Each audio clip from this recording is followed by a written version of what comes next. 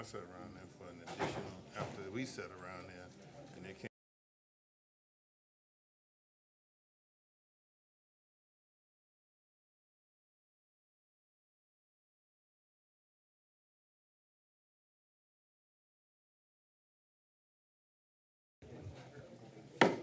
All rise.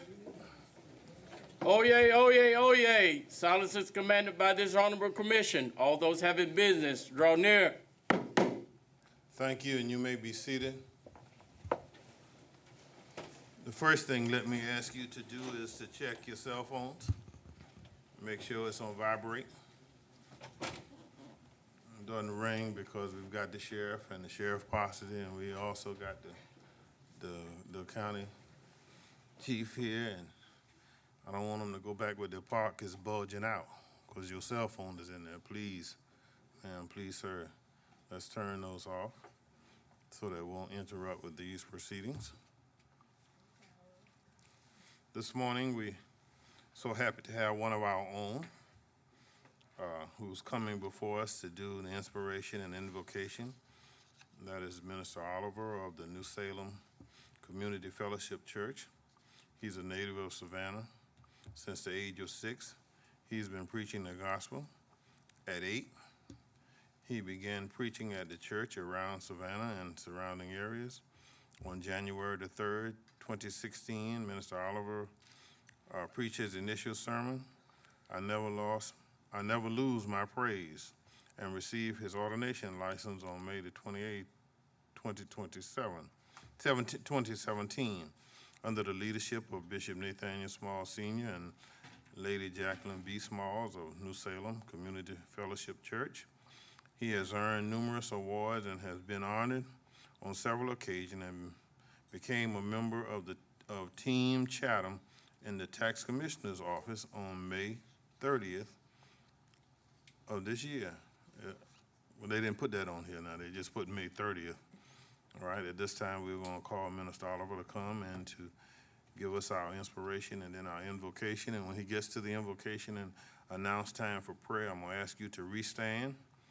And after the invocation, then we will have the Pledge of Allegiance led by Commissioner Milton. Minister Oliver. Well, good morning to each and every one of you, Chairman Ellis, and to all of you commissioners.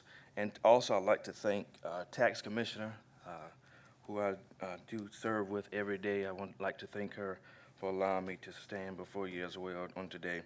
Before I pray for this meeting, I want to read Jeremiah chapter 32, verses 19. And it reads, "Great are your purposes, and mighty are your deeds. Your eyes are open to the ways of all mankind. You reward each person according to their conduct and as their deeds deserve." Just for a few minutes, I want to encourage you, commissioners, and to whomever may be watching this meeting this morning, just for a few minutes to encourage you to focus on your purpose. Each and every one of us here today has a purpose that we have all been designed for, to you, to the citizens of Chatham County, and to those of us in this meeting today. We all have a purpose. And if I could encourage and just shout out each and every person this morning that wakes up every morning, regardless to their current situation, regardless to what they're facing, we give you a shout out this morning for still pressing on and still maintaining through your hardships and through your difficulties. I want to encourage you to just to keep going, stand strong, because you know that you have a purpose. Regardless to what you may be dealing with right now, there's a purpose that you have to this community. You're destined for your family. You're destined for your community. You're destined for your neighborhood. And so today I want to encourage you. There may be something that you have planned out, maybe months ago. Maybe there's a goal. Maybe there's something that you had committed to yourself. Stop skipping that workout. Stop doubting yourself. Stop worrying about what people's opinion may be. Don't be afraid of trying something different. When you step out of the box, you're stepping into your focus. For these next few months, I want to encourage you to just focus on the things that matter the most. Focus on your purpose. Focus on that thing that you've been thinking about. Think of that thing that you may have jotted down that you forgot about. Pick it back up. Start it again. Reset and refocus. And believe me when I say this, in this moment, when you put the focus back on what matters the most, you'll find out that you have discovered your purpose. You made it from January all the way to this point. And so as I close, before we pray, I want to encourage you one last time just to remember that purpose that you have. We all have a different purpose, but remember your purpose, and remember that you are called to your purpose. Let us pray. May we stand?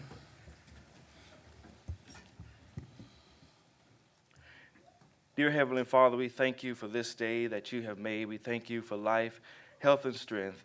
Father, we pray for this commissioners' meeting today. We ask that you would bring your peace and bring your knowledge and understanding as these commissioners meet for the better of Savannah and Chatham County. Thank you for each and every commissioner. Thank you for each and every one of us under the sound of my voice. I pray that there will be peace, understanding, and agreement today. Let us be blessed going forward. In Jesus' name we pray. Amen. Amen. Commissioner Milton? I pledge allegiance to the flag of the United States of America and to the republic for which it stands, one nation, under God, indivisible, with liberty and justice for all. Thank you. You may be seated. To Minister Oliver, we thank you for your words of encouragement, encouraging us to be steadfast and unmovable, moving towards our goal that the Lord has set for us. We thank you so much for being here today, and we thank you for having given us those words of inspiration, for even us old-timers need them. Thank you so much. Roll call. Yes, sir. Chester A. Ellis, Chairman. Present. Helen L. Stone, District 1 Vice Chairman. Present. Kenneth A. Adams, District 8 Chairman Pro Tem. Present. Jean Brown Rivers, District 2. Present. Bobby Lockett, District 3. Here. Patrick K. Farrell, District 4. Here. Tanya Milton, District 5. Present. Aaron Whiteley, District 6. Here. Dean Kicklighter, District 7. Let me have excuse me. Let me have a motion from a commissioner to excuse Commissioner Kicklighter. He's still recovering. So moved. Second. Properly motion and second that Commissioner Kicklighter be excused for medical purposes. Please cast your votes. Thank you so much. Let me at this time begin to recognize those constitutional officers and other elected officials who are with us. I see the sheriff is here. All right, and sitting next to the sheriff is the tax commissioner, Commissioner Jackson, and behind her is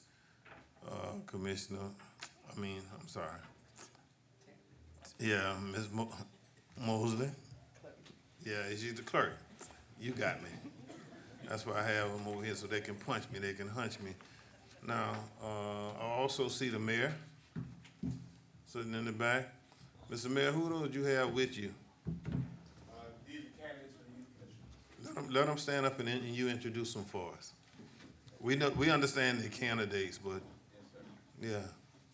You can introduce them or they can introduce themselves. Hello, I'm Adriana Lex. I'm 15. I'm going to 10th grade, and I go to SIVA. It's a virtual school. Okay. Hey guys, my name is Samantha Crossley. I'm going to be a junior at SBA next year. Can't hear them. Talk louder. My name is Samantha Crossley, and I'm going to be a junior at St. Vincent's. All right. Hey guys, I'm Krisha Patel. I go to Savannah Christian. Okay. My name is Jada Sams. I'm a rising sophomore at Solcy Johnson High School. Okay. Welcome. We thank you for being here at our commission meeting, and we understand that you're candidates for a youth commission. So one time, we hope to see you sitting up front and joining us once the process is over. Okay? So enjoy yourself as you go through the process. Thank you so much for being here. May I say something? Sure.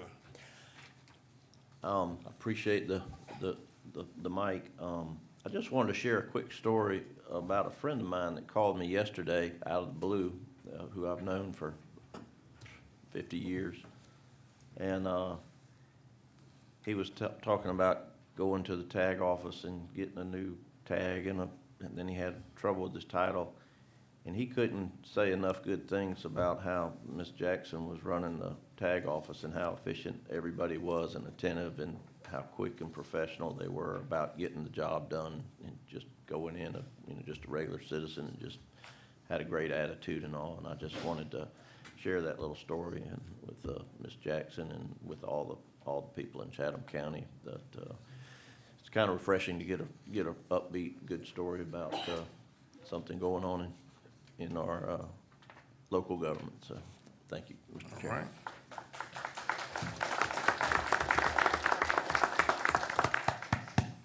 Thank you. And we love to hear those good stories from the citizen rather than the ones that beat us up. Going to proclamation and special presentations. Proclamation celebrating Gullah Geechee Nation Appreciation Week, July the 29th through August the 4th. Queen Quet is here. She's the chiefess of the Gullah Geechee Nation, and she will be receiving the award. If you will, step up to the mic as I read the proclamation, and anyone else you want to come with you can bring.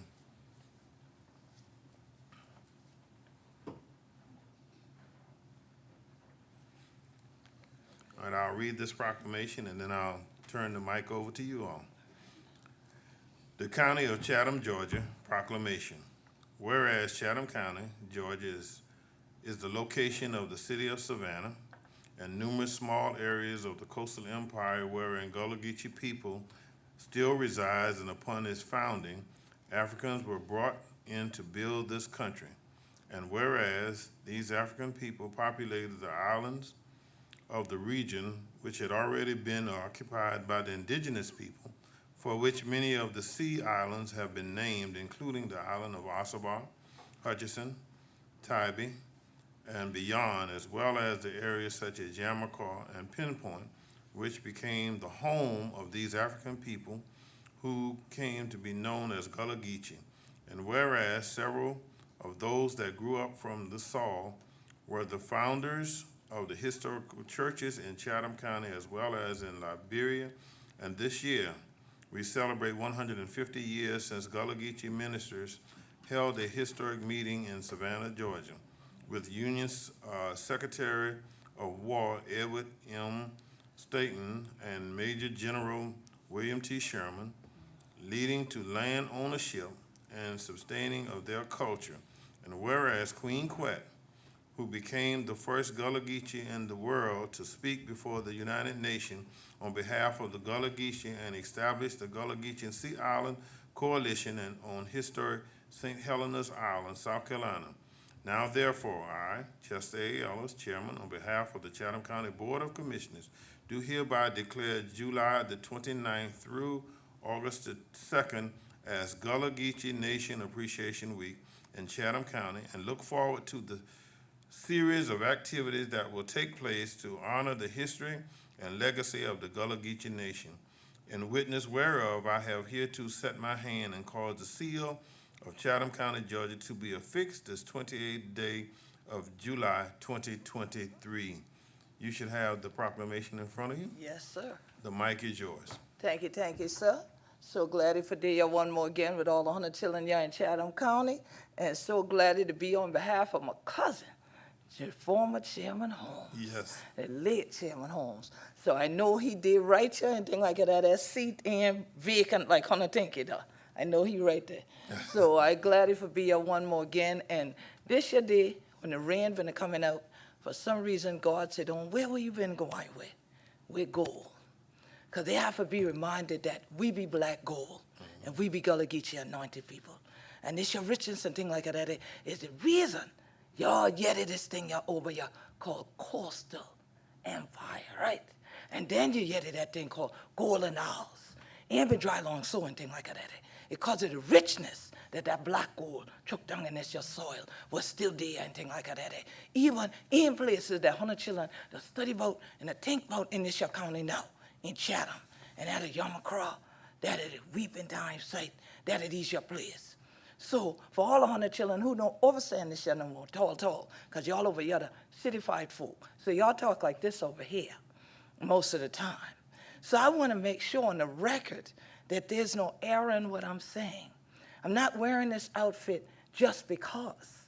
It's not only because we celebrate, and we've been celebrating for so many years now together here in Chatham County, this week-long celebration in honor of Gullah Geechees. But I think we honor them more when we don't just look back to the past, but we look to the future. And Chatham County, y'all have a golden opportunity.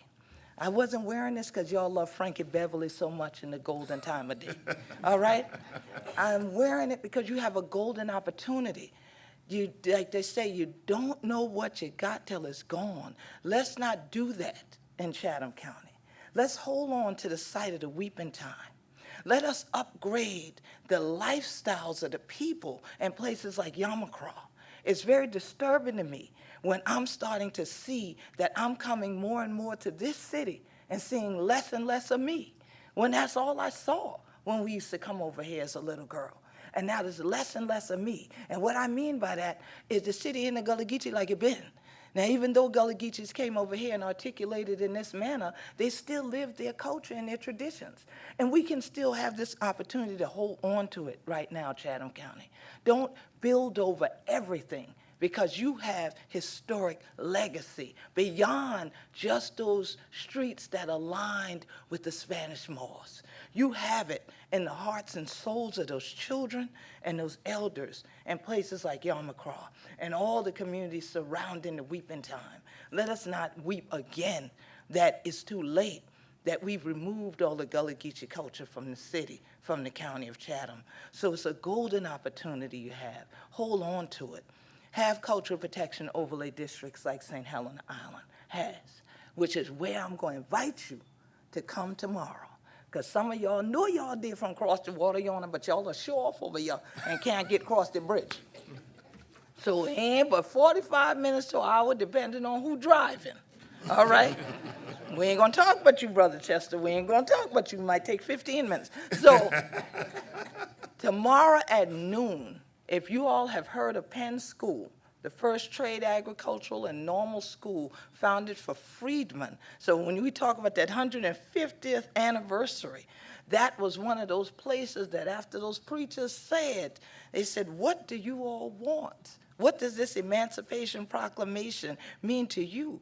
They said, give us our land and leave us be. Well, on St. Helena, we have been able to hold on to our land since 1862. I still live on property and have it on both sides of my family, that we have the deeds from 1862 of the same land where my family was enslaved on before that. And we are going to celebrate Gullah Geechee land, legacy, and Gullah Geechee resiliency starting tomorrow and throughout the rest of Gullah Geechee Nation Appreciation Week. So if you come to Penn Center on historic St. Helena Island tomorrow at noon, bring dancing shoes and a positive attitude, because we're going to have a time.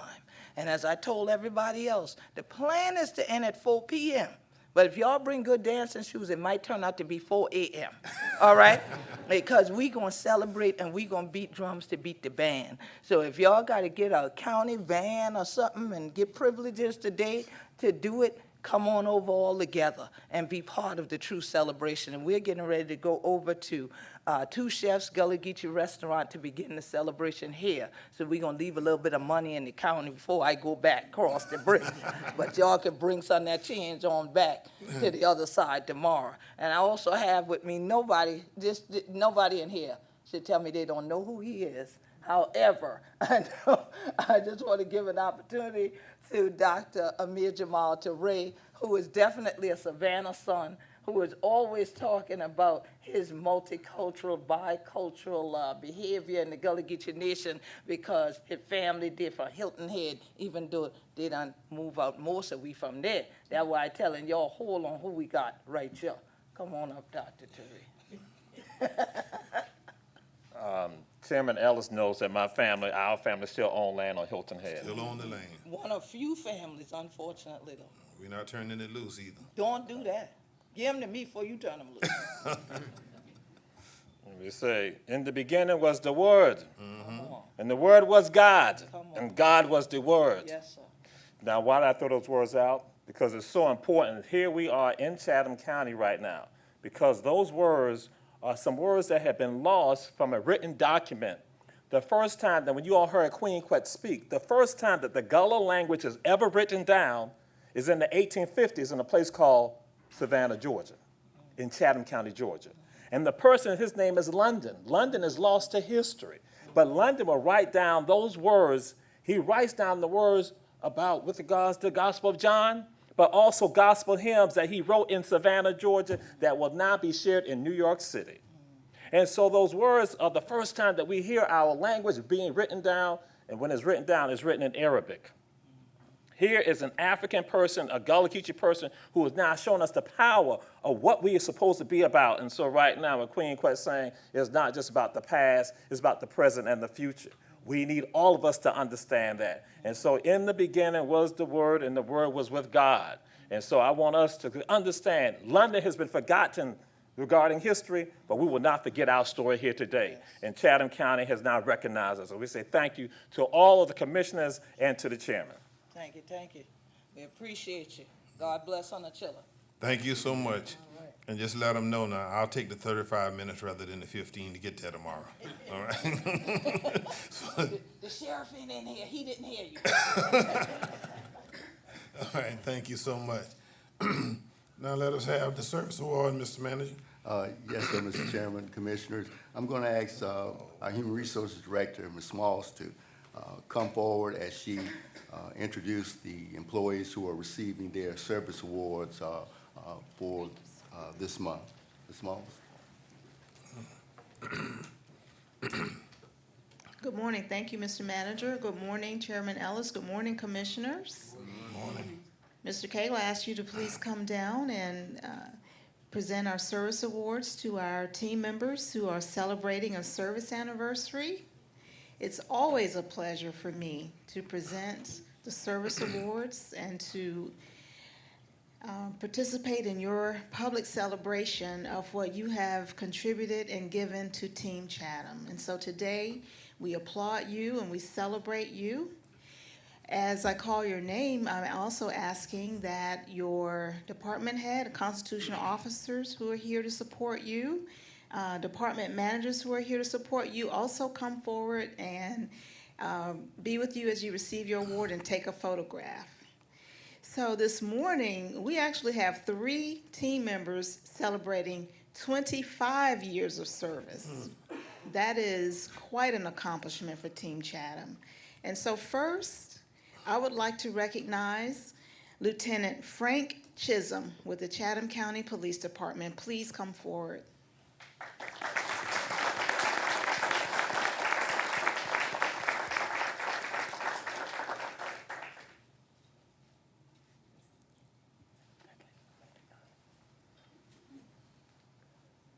And also celebrating 25 years with Team Chatham, Ms. Dawn Johnson with Chatham 911 Communication Services.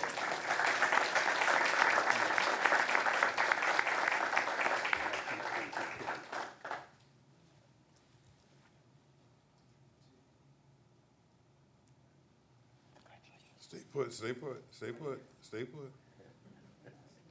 Make sure he gets it. You got it. We got it. Got it? Okay, good.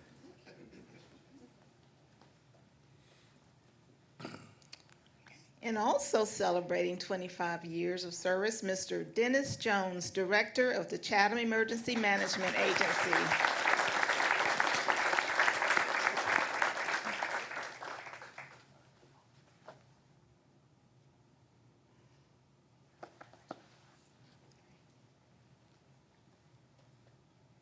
Celebrating 20 years of service, Mr. Harold Alston with Facilities Maintenance.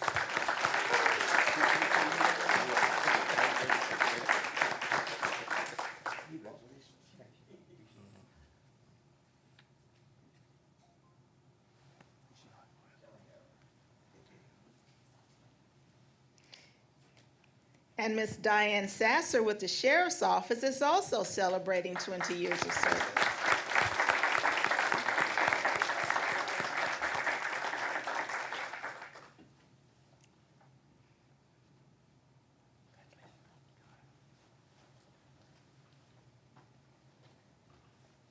Celebrating 15 years of service, Ms. Michelle Holmes Thornton with the Tax Commissioner's Office.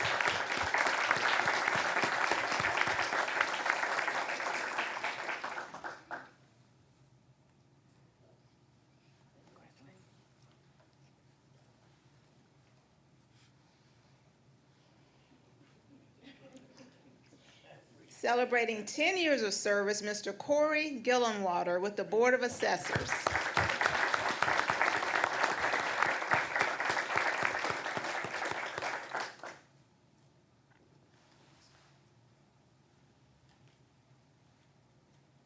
And last but not least, I'm celebrating one of my own in human resources, and all of HR has turned out to celebrate with her, Ms. Carla Riley, celebrating 5 years of service.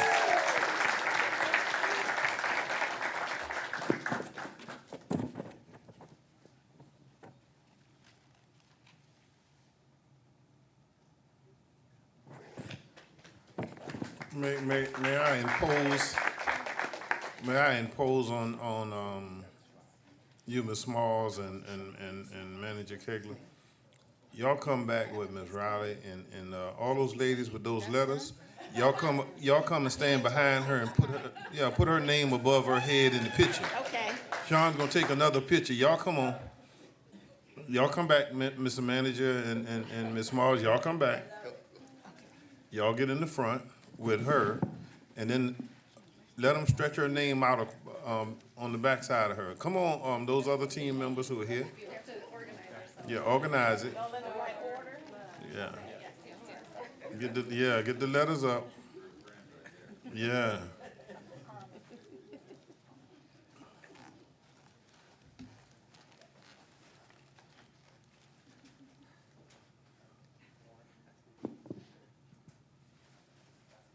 There we go. That's how we do it in HR. But I was just informed that there is another recipient here that we had overlooked that we did not have on our list. Mr. Kegler, if you don't mind, please. Mr. Tony Sands from Public Works celebrating 5 years of service.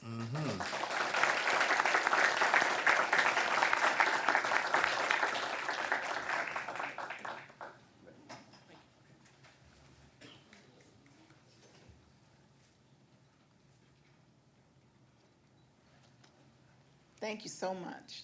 Thank you. And again, congratulations to all of you. We appreciate all that you do for Team Chatham and wish you all the best on your career with Chatham County. Thank you. On behalf of the Board of Commissioners, we thank all of you for what you do here at Team Chatham to make our job much easier. All right? We don't have any chairman's items nor commissioner items.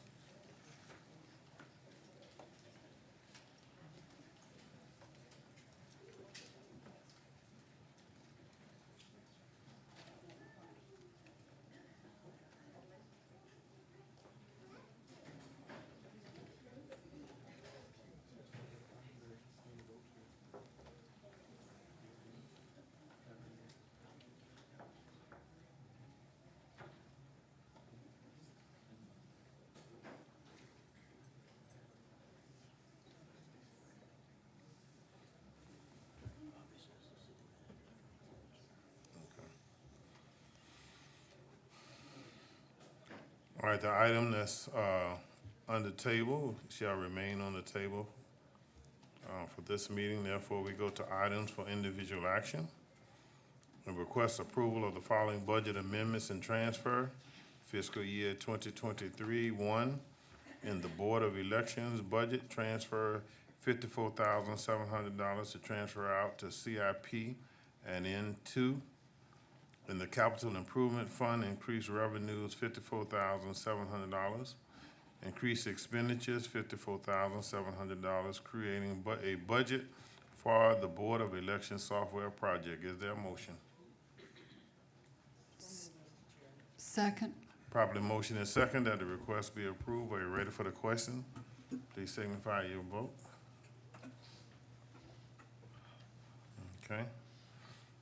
Adoption of the tax year 2023 millage levy resolution for the Board of Public Education for the City of Savannah and the County of Chatham pursuant to advertisement having been published in accordance with OCGA 48-5-32.1 in additional adoption form PT 35, Chatham millage rate certificate, and form PT 32-1, compensation of millage rate rollback and percentage increase in property taxes for the year 2023.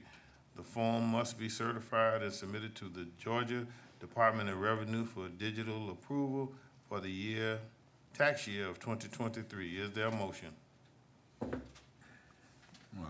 Mr. Chairman, I move to approve. Second. Properly motion and second that we approve the budget and millage rate for the for the school board. Are you ready for the question? Any questions? Please. Mr. Chairman, just for All discussion right, purposes, discussion. I just want to make it clear to the public, we've gone through this last year. Every year we go through this. It's a formality. By state law, we're required to pass this through. All right, please cast your votes. Without any further knowledge. Okay.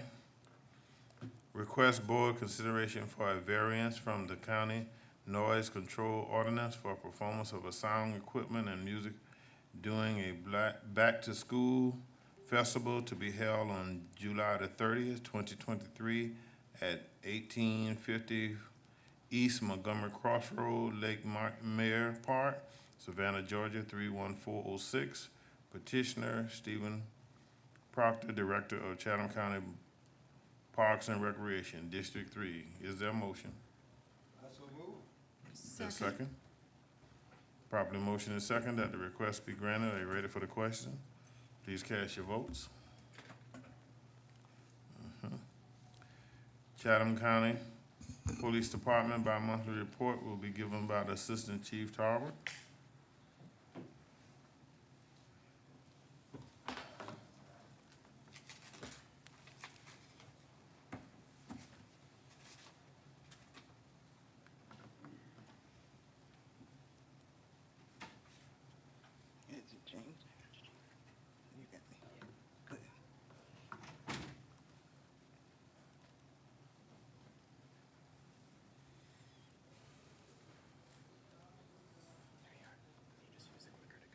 Thank you. Good morning, Mr. Chairman, Good morning. Commissioners. This morning's briefing will cover Chatham County Police Department's bi-monthly crime report. And this first slide will depict a breakdown of our Part 1 crimes that have occurred in precincts on the east side as well as on the west side through July 23rd. As you can see, to date, we have had 4 homicides. Our sexual assault rate reports have increased from 8 reported last year this time to 20 haven't been reported. Rape cases or any sexual assault case is very personal to the victim and doesn't always get reported in a timely manner. Next briefing, you should get a breakdown on exactly details of the sexual assault cases. We've had 2 cases reported of forced sodomy or other penetration. Commercial robberies is up from 4 to 6 with an increase of 2 from last year. Street robbery was up by 1 from 15 reported last year this time to 16 to date. Residential robberies went from 6 to 9, and ag assault domestics with a gun where 7 were reported. Ag assault domestics down by 4 from 21 this year from 25 last year. And ag assault non-domestic related with a firearm went from 39 last year, this same time period, to 53. And also more analysis is forthcoming as it relates to the domestics with the firearm. Ag assault non-domestic other reported 29, which is down by 1 from last year, 30. The subtotal of violent crimes is showing an increase of 22.8% above the year of 2022 and 3.7% above the year of 2021. Moving on to property crimes, commercial burglaries reported 35, up by 1 in comparison with 34 from last year at this same time period. And residential burglaries reported a decrease, reporting in at 60 in comparison to the 73 last year, which is not unusual considering more people at home during the summer months. Sudden snatching, pickpocketing, 5 reported, which is down by 1 of 6 from last year. And shopliftings and thefts from autos reported a decrease in both categories. Thefts from yards are also down from 72 to 68 reported, and theft from buildings are down from 69 to 53. Larceny of mail, packages, other categories is up from 25 to 56. 39 thefts of checks and forgeries, with 12 packages having been stolen. Now, hopefully we will get some relief from the federal government by way of more preventive work, more preventive measures being put in place to curtail blue box mail thefts. Hopefully that's going to happen for this community and other communities, since this is a national problem soon. The push from Chatham County to our residents is that they continue to use the post office as often as possible, as opposed to the blue boxes, especially as it relates to checks. Incidents of arson resulted in 4 cases having been reported, which is down from 11 last year. With the subtotal of property crimes reporting in thus far of 660 compared to 832 in the year of 2022, with an overall decrease of 14.6% in total Part 1 crimes from the year of 2022. This slide is a map of the total Part 1 crimes by beats year to date.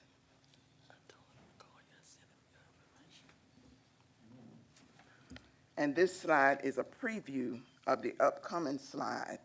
It will show the multi-year trend in the categories of ag assaults and homicides, the monthly year trend of ag assaults and homicides, and the victim-suspect relationship, the weapons used, a breakdown of assaults with a firearm, the locations of ag assaults and homicides for the year 2023, and assaults by time of day. So as you can see, this chart depicts the numbers from 2018 to 2023. For this year, there were 4 homicides, as I mentioned previously, investigated by the PD, and hopefully we can hold at that 4. 29 non-domestic ag assaults with the use of other types of weapons, 53 non-domestic ag assaults with the use of a gun, 21 domestic ag assaults with the use of other types of weapons, and 7 domestic ag assaults with the use of a gun. This slide is a depiction of ag assaults and homicides by the month, dating from January to July this month. For the first month of July, 1 homicide was reported, and investigation is nearing a wrap-up, and we definitely anticipate an arrest in that one. 1 non-domestic ag assault using other types of weapons, 5 non-domestic ag assaults using a gun, and 2 domestic ag assaults with the use of other types of weapons. This pie chart which provides a breakdown of, again, ag assaults and homicides for the year of 2023, showing the victim-suspect relationship and the types of weapons used at what percentage of time. So to highlight a few, 47% of the time, the victim and the suspect were acquaintances. 27% of the time, the assault was domestic related. And 15% of the time, the victims were strangers to each other. The weapon type category, 57% of the time, the choice weapon was a gun, and 17% of the time, a knife was used. To further break down the assaults with a weapon, what you see here, there were a total of 64 assaults and homicides to date with the use of a firearm, 25 of which were discharged at a person, where 9 victims were actually struck, 5 ag assaults and 4 homicides. 2 involved pistol whipping, 8 where the victim was in a building and the building was shot at, and 29 were used in a threatening manner of some sort. This is a map depicting the locations of the ag assaults and the homicides. And then we show two locations primarily, the Gateway area and the Westlake areas. Here you will see the times of day or the hours the incidents occurred. At about 1700 hours, the times peaked and dropped off at around 2100, and then picked back up around 2300 and dropped off again at about 2 a.m. And this is a photo of the Simon Quinton case. So on June the 21st, Chief Hadley and the department's PIO officer, Ms. Betsy Nolan, both spoke to a group of about 80 law enforcement officials from around the state of Georgia at St. Simon Island. And in that discussion, they spoke specifically about the awesome task that Chatham County was tasked with at the landfills, doing the landfill search. And so these officials wanted more detail from Chatham County Police Chief to kind of prepare themselves in the event the unthinkable should happen in their jurisdiction. And there was a large number of participation with a lot of Q&A taking place. They were very, very interested in finding out how this agency went about coordinating the landfill search. Chief Hadley gets these types of requests regularly because this is unusual. You just don't have situations like this to occur. And so he anticipates having to participate in these types of discussions moving forward. But one of the things that he does is make sure that he stay away from the investigative piece and only focus on the landfill search itself and how detailed and awesome of a task that was for everyone. And it involved both national and federal agents, local and state participation to help with this search. And here is a map of the 8 locations of the speed zone cameras. Of course, as you know, during the summer months when school is out, the speed zone cameras are inactive, but we definitely anticipate these cameras going back into an active status on August the 3rd when the kids go back into school, and for private school, most likely around the 10th of August. So parents, drivers need to prepare themselves because the cameras will be active again.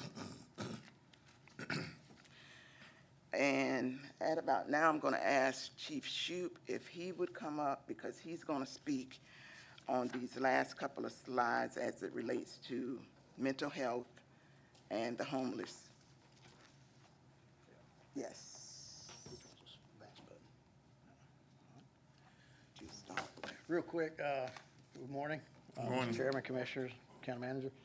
Real quick, August 3rd is, we have eight school speed zone cameras throughout the unincorporated county. 6 of those are in public school, which starts August the 3rd. St. Andrews starts on August the 10th, and St. James is August the 14th. So slow down. The cameras are out there to get you to slow down for the safety of the children in those school zones. To move forward with the community event on July 15th, a couple Saturdays ago, July 15th, we co-hosted the Books, Bikes, and Badges event at the Chevis Oaks Baptist Church with the Sheriff's Office, Chatham County Sheriff's Office. We gave away almost, I think it's 98 book bags, raffled off or gave out 98 book bags with school supplies. We also, they also raffled off 50 plus bicycles. I think it's about 53 bicycles and helmets. Had a great time. Hot dogs, funnel cakes, ice cream, the whole 9 yards. The bikes were donated a lot through Dynacraft, Leopold's Ice Cream, and so on. So we had a lot of donations for that. We had probably over 500 folks turn out for that event at the church. So it was a great turnout. And last but not least, amongst the shortages that we're having in the PD, we felt the need that we needed to go ahead and implement the homeless outreach officer and also our behavioral health officer. So last month, we selected Sergeant Lauren Young. Stand up, Sergeant. Sergeant Lauren Young for the homeless outreach.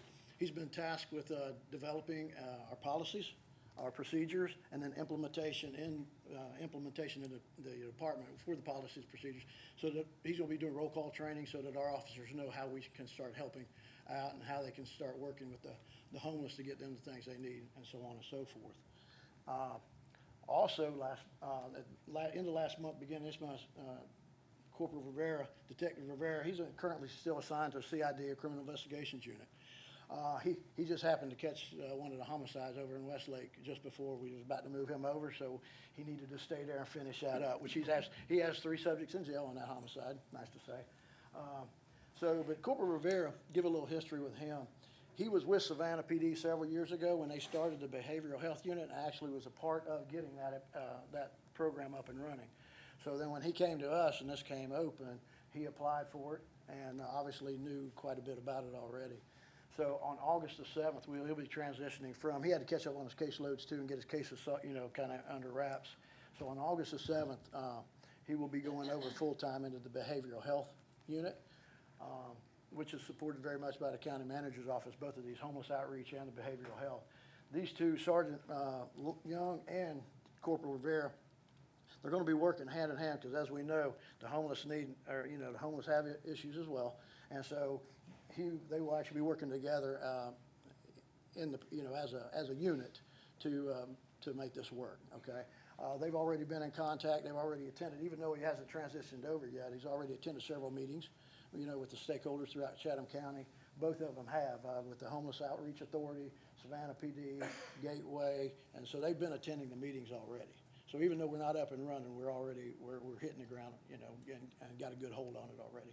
Corporal Rivera, like I said, he helped implement it, so he already hit the ground running. I mean, he knows the program. So, do you have any questions of myself or Sergeant Young or Corporal Rivera? Are there any commissioners? Commissioner Stone first. Thank you, Anyone Mr. else? Chairman. Obviously, I'm very pleased about this behavioral health unit that you've put together. And are you all able to, when you pick up an individual that's obviously in crisis, are you able to then use our behavioral crisis center versus our emergency rooms? Has this been a help to you? Yes. Come up to the mic. If you don't come to the mic, the public won't be able to hear what you say. Yes, ma'am. The collaboration meets Mondays, and we have brief meetings to understand what the resources are available at that particular time within Chatham County. So it allows us to immediately make some initial decisions on when there's a bed available and who we can get into that bed, and try to make some very immediate changes versus wondering what is available and making multiple phone calls. So.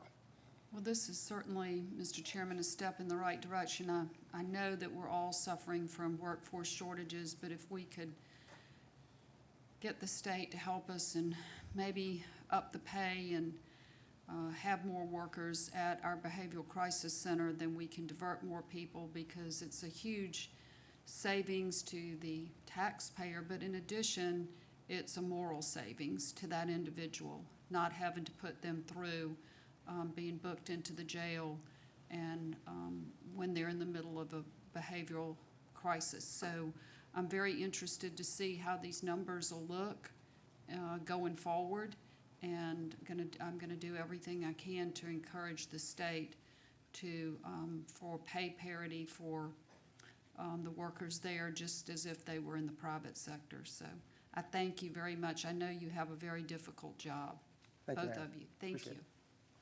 All right, Commissioner Milton. Thank you, Mr. Chairman. I just want to commend you all for the work that you're doing and to be proactive on this homeless situation, and putting these two together definitely should make some type of difference, some improvement, hopefully. Thank you. Commissioner Wagner. Thank you, Mr. Chairman. My question was in reference to the homeless outreach. I wanted to know what were some of the strategies we're looking at employing to engage the homeless population. In my district, I have a significant amount. 204 and Gateway is one. I'm not sure if y'all were, I'm assuming y'all were a part of it. It seems like there was a pretty big cleanup that took place here recently with some signs going up stating that there's no camping near the off-ramp. There are a lot of people living under Interstate 95 and also close to it, so I appreciate that. But I wanted to kind of get an idea for the public's sake of what are some of the strategies we're looking to try to employ to address it from the PD perspective. Sure. So we've been looking at trying to create partnerships with a lot of the available agencies within Chatham County. Like Chief Shoup already said, we've met with the Interagency for the Homeless. We've met with the Homeless Authority of Savannah. I've met a lot of people that are in this line of work that obviously I was not familiar with prior to this. We have decided to take a data-driven approach to this. So we're going to be out there doing outreach every week. We're looking at getting set up with the homeless outreach team from the Homeless Authority so that we can actually go out there in a partnership with them and start collecting the information on these folks one-on-one and trying to create a real personal relationship with them so that we can build that trust that they may take a resource available to them. So that's first step, is getting out there and doing one-on-one outreach. Gotcha, thank you. Yes. Commissioner Whiteley, just to follow up on that, and this will kind of segue into Mr. Long's presentation to the board, but I want to really thank the chief. He has stepped up when we talked about who would kind of spearhead our efforts to combat homelessness, to deal with these issues. You know, the chief stepped up, and you know, the sergeant here is going to lead a team of county departments. You know, we've got a lot of resources out there, and the chief and his folks have stepped up to help coordinate that. So it's a team effort with engineering, public works, building safety, attorney's office. So we've got a number of folks on that team that's going to work with sergeant to help address the homeless issue in the county. So you should see a lot of progress as we move forward, and I'm really pleased with the way the team has responded to it. Thank you, Mr. Manager. And you know, as you say that, I think about the campaign of giving change that counts. And I know we're a part of that. And I just want to urge the public to give change that counts, not necessarily change that jingles when it comes to our panhandlers, to in some way create to stop the positive reinforcement. Now, I know I probably sound insensitive, and I'm sorry. Respectfully, I deal with this in a lot of ways, personally as well. But I understand that there is a racket, in essence, when it comes to panhandling. I've seen shift change. It's a real thing.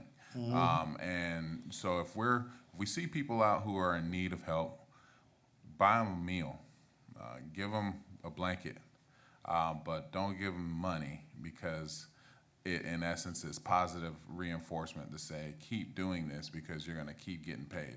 And if you understood how much money is being made, but also the secondary and tertiary effects of that racket, you wouldn't wanna give the money.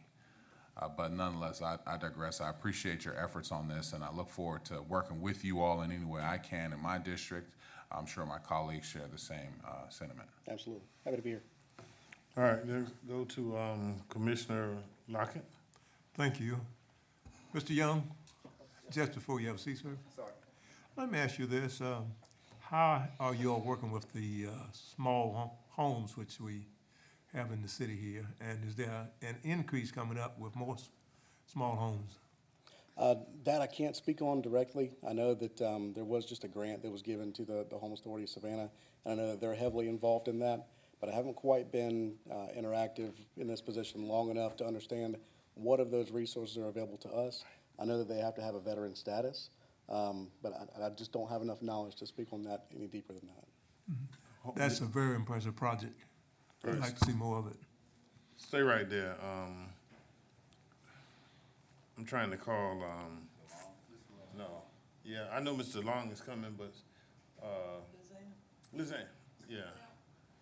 Yeah, you can speak to that, before Mr. Long come, you can speak to that because, it's coming a part of the blueprint and things that you're working on. Also, while Senator, can you connect them, can we make sure that they are connected, Mr. Manager? Make sure they're connected with the folks we talked about from the Arthur Blanks Yes. Yep. organization that we Yep. talked to the other day.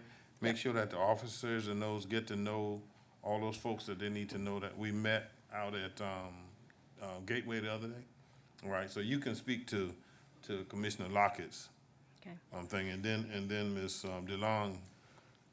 We can run 4 and 5 right together. Okay. Okay. So, thank you, Chairman Ellis. Commissioner Lockett, one of the pieces that we're working on that adds into this is a project that Tara Jennings is leading called Familiar Faces.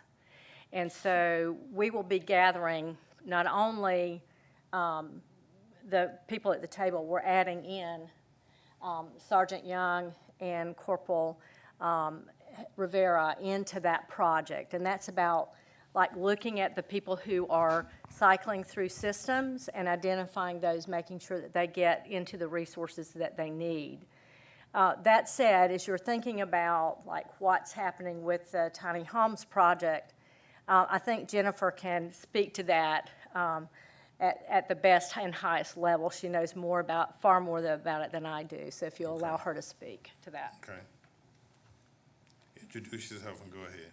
Yeah, my name is Jen DeLong. I'm the Executive Director of Chatham Savannah Authority for the Homeless. Thank you, Honorable Chairman Ellis and ladies and gentlemen of the Commission, for having the opportunity to be here today. I have a presentation, and the tiny homes are part of it, but let me go ahead and... He's pulling that up, yes. Okay, but I can speak to that. So the original project was the Veterans Tiny House community called the Cove at Dundee.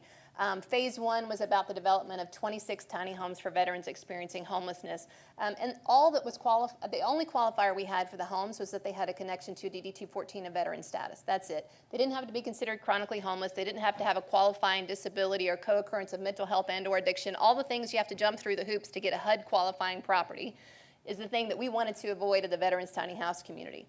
So when you apply for Veterans Tiny House, literally all you have to be is homeless and connected to military service. And if we can verify connection to military service, we can get you into a tiny home based on availability. So that's where we come into the last 26 tiny homes. We built 11 and finished those last August. We're finishing our final 12, which will give us 46 tiny homes in the Veterans Tiny House community. I've done 37 tours in the last 20 months from people coming from all over the country asking about the development of tiny homes and what our theory was and why we did what we did. But the focus of my predecessor was looking at a subpopulation of people experiencing homelessness, dialing in on that subpopulation and trying to understand from a systems approach, both those that needed going into shelters for critical and crisis response, as well as the outflow from the shelter for veterans experiencing homelessness, and those individuals who are living unsheltered with a veteran status who are resistant to going into shelters. Because there are both. There are individuals who do not want to stay in a congregant shelter bed space, and predominantly in our community, that is what is available, congregant shelter bed spaces. For some people experiencing homelessness, there's a crisis or trauma that has occurred in their lives that would prevent them from being successful at staying in a congregant shelter bed space. And so they would more opt to a single resident occupancy unit like a tiny home. So having a door to lock, having your own bedroom, own bathroom, the ability to make your own meals and to come and go as you please is a lot of the things that people experiencing homelessness deciding to stay unsheltered really want for their next step, and that's when self-determination comes in. But to answer your question in short, yes, we are developing more tiny homes. The community beside the Veterans Tiny House community will be a community for families and children struggling with homelessness. It's larger iterations of a cottage-style tiny home, so they're actually bigger tiny homes. There are a few more amenities included in those tiny homes, like a cooktop range already installed, larger refrigerators, an ability to have a queen-size bed and double bunk beds inside the unit. And we'll either use that for permanent supportive housing or transitional housing for families and children experiencing homelessness. That's 40 additional units. So in all, by the end of 2024, it is our hope that we will have 86 tiny homes in the city of Savannah that anyone experiencing homelessness, county in to county in, can be referred to get stabilized in housing. So, Question. Yes. But you do give veterans first preference, is that true? for the 46 veterans tiny houses, yes, that is correct. For the new 40 tiny homes, that could be families and children, anyone experiencing homelessness. That's not specific to veterans experiencing homelessness. Good. Yes, sir. Thank you. Yeah, and I knew that we were connecting the new unit at the police department with you all, and that's why I asked Ms. Roberts to come, because we're working through the blueprint to make sure all those are connected. Yes, sir. All right. And that's what it takes, is intentional community investment by both the county and the city into the homeless service space. And so I can't say thank you enough for giving a voice at the table. I've actually been able to participate in the county's homeless meetings every single month since I became the executive director. Thank you to Michael Kegler and Linda and Tara and others, just so I could be a voice in the room saying this is the work that's being done, this is what's happening on the Interagency Council on Homelessness, et cetera. So I'm going to get into my slide. I will talk very fast and then give time for questions. For questions, you got Yes, time. yes, You don't have sir. to talk very fast. I don't? Okay. You got time. Okay. So the Chatham-Savannah Authority for the Homeless was established through an act of legislation in 1989. So that's when it became the authority. We are an authority that has 13 appointed seats, as well as 8 nominated seats. We're a board of 21 if we are in compliance with our enabling documents. As of 2023, we are now in compliance with our authority enabling documents. Thank you very much for your recent 4 appointees to our board. They are excellent appointees, and they're going to do great work on behalf of the county, so thank you. But the 3 ways that the Chatham-Savannah Authority for the Homeless is structured to help accomplish our goal that homelessness would be rare, brief, and non-reoccurring here in Chatham-Savannah is that we do effective, engaging street outreach through non-judgmental, consistent engagement with individuals experiencing unsheltered homelessness. Our organization is tasked with encampment identification as well as encampment engagement with those individuals who are living unsheltered. Some of those individuals, even if offered a shelter bed space, would choose not to go into a shelter bed space. Some of the challenges that happen in the homeless space for individuals choosing to live unsheltered in encampment areas and sometimes under bridges and places not meant for human habitation is that they have a pet. They have a partner. There is no family shelter bed space. So if you have a partner, you want to go and stay with your partner. You're not able to stay with your partner. Whatever that partner configuration looks like, you're not able to stay with your partner. You might have a complex criminal background that would prevent you from being able to stay with your partner. You may have a complex criminal background that would prevent you from staying in a shelter that actually had families and children also in that shelter. So there is a lot of complexities to the homeless space that often occur that prevent people from saying, yes, I'll take that shelter bed space. So one of our approaches to situations like that, if the individual is not in a situation where they are on probation or parole and have to be here in Chatham County, is we ask the question. It's one of the very first questions my outreach team asks. I have 9 full-time staff people that only do outreach services, 4 that are specifically trained for mental health outreach. But our team says, do you have any family anywhere? Do you have a friend somewhere? Do you have a safe place that if we could get you a bus ticket, you would be willing to go? If we can confirm on the other end of that phone, that party is willing to let you come and live with them. Because every single time, so in 2022, we sent 389 people home on Greyhound bus tickets. 389 people that our staff directly engaged with were sent home on Greyhound bus tickets. That type of availability of funding and money and resources is a way that that approach can work in our community. When individuals have another place to go so that they can be stabilized in housing, our goal is housing. So for us, if it's housing here in our community, great. But if it's housing in another community, that's one of our outreach approaches. Do you have someplace we can send you to? And if we can verify a third-party recipient, we will spend our dollars on making sure those individuals get home, get to someone who loves them. Everyone's got someone who loves them, probably is missing them and wants them to come back home. So that's one of our primary approaches with street outreach. But we do have 3 teams. We have a PATH mental health outreach team, a unified case management team, and the homeless outreach team, which was actually funded by the city of Savannah in a recent RFP at the end of 2022. It has really been transformative. We have 2 forms of transportation. We have a 15-passenger van and a minivan. You'll oftentimes see our team out in the field with their CSH t-shirts on, engaging individuals experiencing the unsheltered homelessness. We also fill out housing applications for those individuals who say, I just want to go to a home. You know, I'm not going to go to a shelter. I don't want to roll in services. I'm not ready for recovery. I'm not ready for X, Y, Z. And that individual gets to self-determine what their next steps are for their lives. And that's sometimes what a lot of people who see those individuals staying unsheltered, they get frustrated. A business owner, a citizen, a person that's living in a particular residence may be frustrated with, why haven't they moved on yet? Why aren't they going into shelter? Why don't they blank? It's self-determination. And because homelessness is not a crime, it's really us as a community working together to help them get to their next steps. And so that's what our organization really helps synthesize in the community.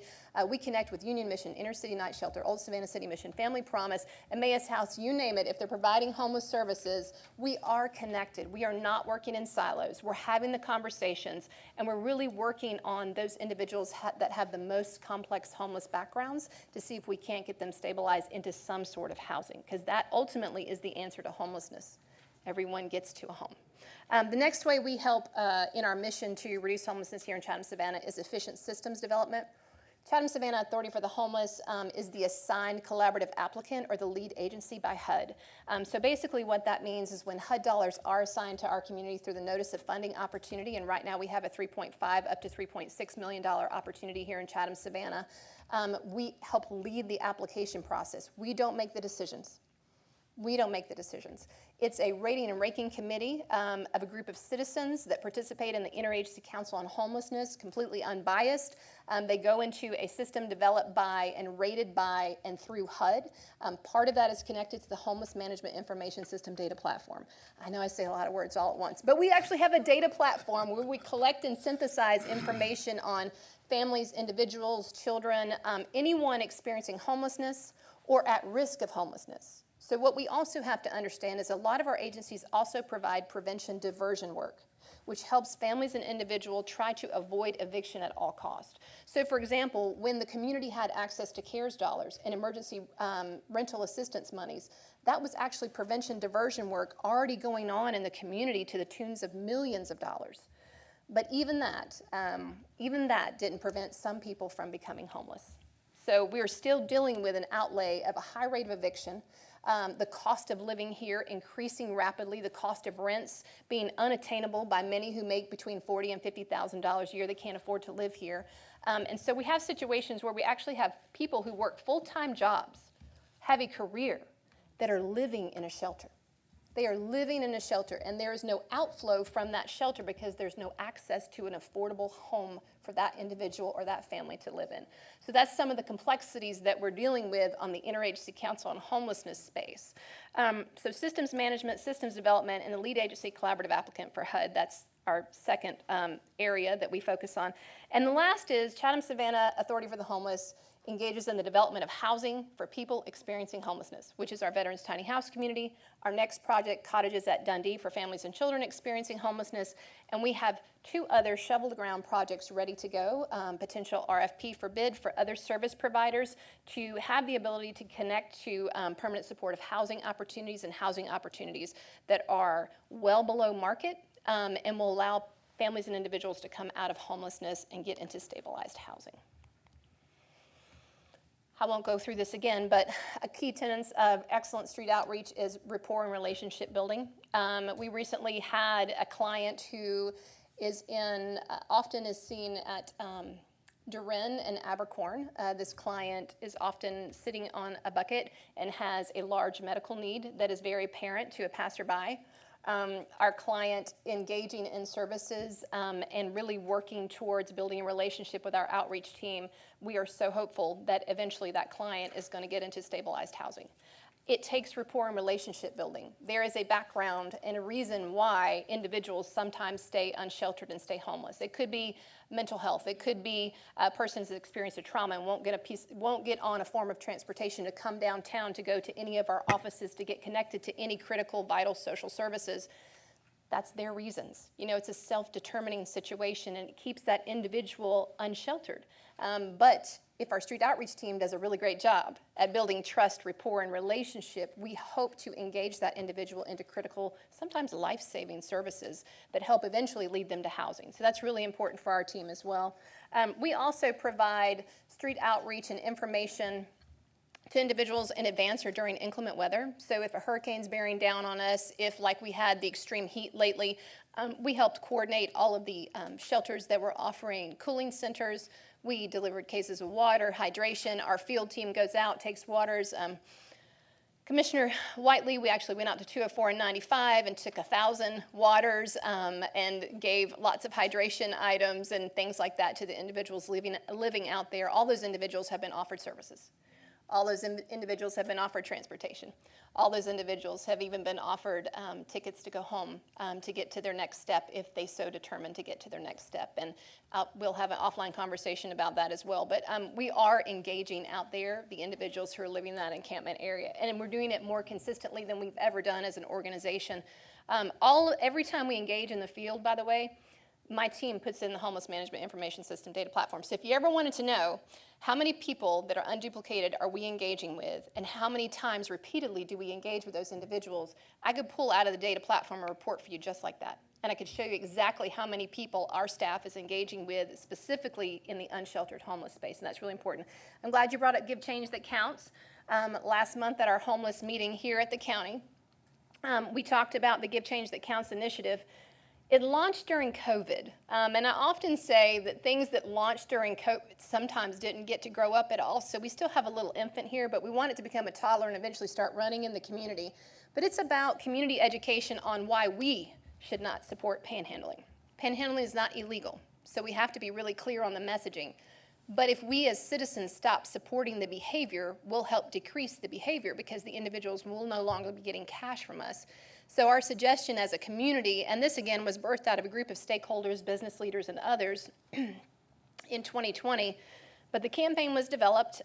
We never did public signage. We never did signage in the garages. We never did signage like on city and county spaces that made logical sense. We would put these signs up to help people understand don't support panhandling kind of thing. But we're moving forward with that. So by the end of August, there are 50 public signs and street signs you'll be able to see in the city of Savannah. And then we're working towards getting access to county properties that are appropriate, and we're able to put signs there with the county team for the same messaging. And so if it's walking messaging, we have certain signs developed, and then if it's traffic messaging, of course, we'll have to have less words on the sign.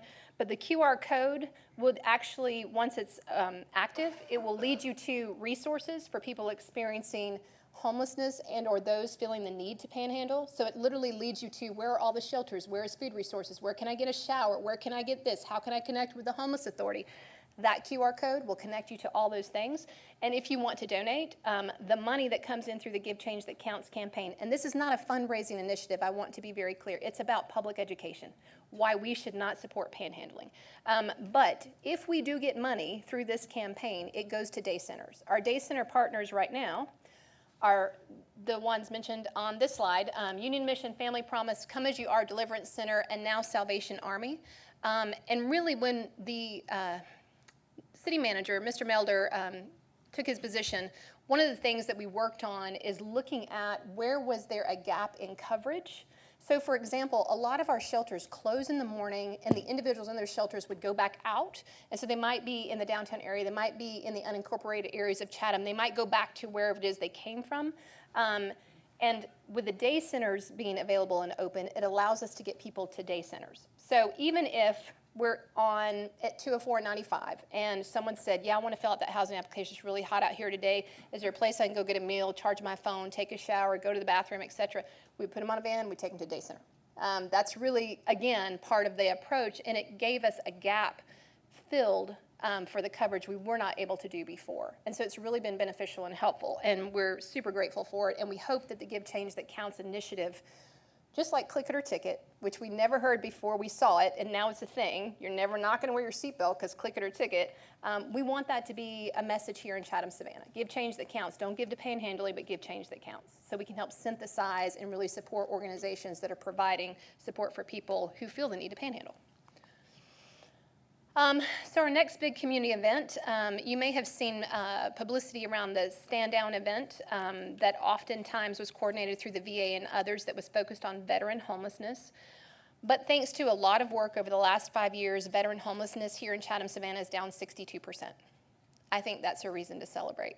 It takes veteran organizations changing homelessness, our organization and others really dialing in and doing by name lists and good case conferencing to reduce veteran homelessness that much in 5 years. So we're incredibly proud of that work. But because of that, and because we want to cast a wide net for this community resource event, we're trying to change the name to Love, Chatham, right? And so it's about our homeless citizens, anyone experiencing homelessness, families, children, veterans, aging population experiencing homelessness, homeless individuals with a co-occurrence of mental health and or addiction, all those individuals feeling welcome to the event. And so we're actually trying to get a large public facility to host this inside and bring together all the partners in the Interagency Council on Homelessness and others, faith leaders, you all, City of Savannah, everyone coming together to say we see you. We want to help you. We are investing intentionally on the experience of homelessness here in Chatham, Savannah so that we can all work together to reach functional zero. I believe that I'm going to still be here working at the Chatham Savannah Authority for the Homeless when our community reaches functional zero. I truly believe that so many of the resources we need are already right here in our community, and it's about synthesizing, collaborating, connecting, and partnering. From familiar faces, community information exchange, United Way of the Coastal Empire's intentional investments, Chatham Savannah Authority for the Homeless, Union Mission, and others, fill in the blank. We have really great resources in this community and people who care. And so we're hoping that this large community event during National Hunger and Homeless Awareness Week, which is the week before Thanksgiving, will just be a huge event for the community to really say, we see you, we want to help, here's how we're going to try to help, and really connect individuals experiencing unsheltered homeless with vital, critical resources.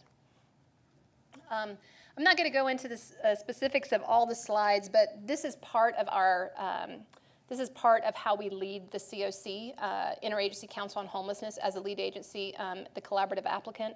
And I will be happy to answer any questions, but I'm just going to keep going through these. We offer professional development, support, and training.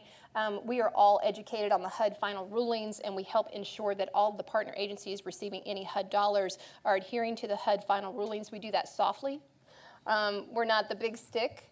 We're the partner. We're the ones who say, hey, we see that you are struggling with X. Can we help you in this way? How can we support you as you make sure that you adhere to HUD's final ruling regarding equal access? And so that's another thing, diversity, equity, inclusion. That has been a complex conversation in the homeless service providing space, specifically in shelter providers.